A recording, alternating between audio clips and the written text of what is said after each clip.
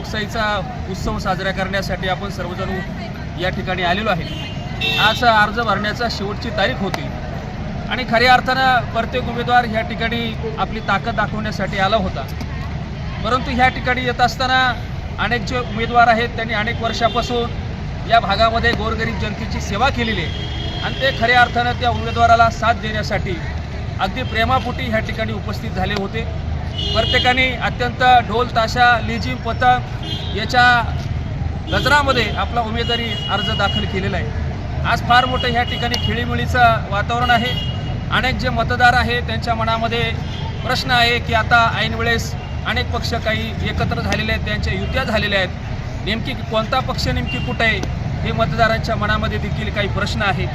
काही उमेदवार जे होते तुम्हाला सांगतो मावळातून आलेले आहेत, आता हे बाबा लांडे साहेबांचा त्या भागातून आलेले आहेत आणि त्यांचा प्रचार करण्यासाठी त्यांना साथ देण्यासाठी खऱ्या अर्थाने त्यांनी सांगितलं की लांडे साहेबांनी आमच्या अडचणीच्या काळामध्ये आम्हाला चांगल्या प्रकारची मदत केली आणि म्हणून आम्ही त्यांना शेवटच्या श्वासापर्यंत शेवटच्या रक्ताच्या थेंबापर्यंत आम्ही त्यांना साथ देणार।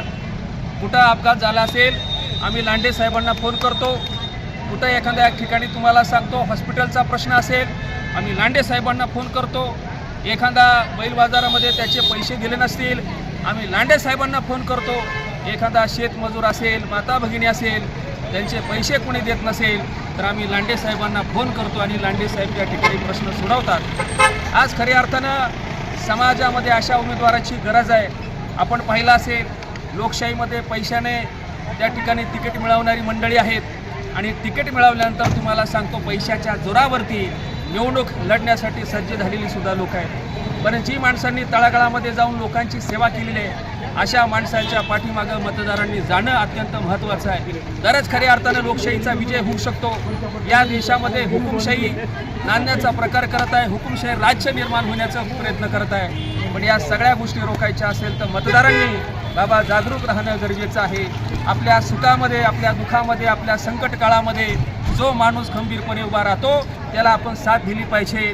पक्ष मनामध्ये धरू नका, संघटना मनामध्ये धरू नका, जात मनामध्ये धरू नका, धर्म मनामध्ये धरू नका, माणूस हा डोळ्यासमोर ठेवा, त्या माणसाचं कर्म डोळ्यासमोर ठेवा आणि त्या माणसाला लोकशाहीमध्ये विजय करण्यासाठी आपण सर्वांनी सातत्याने प्रयत्न करणं गरजेचं आहे।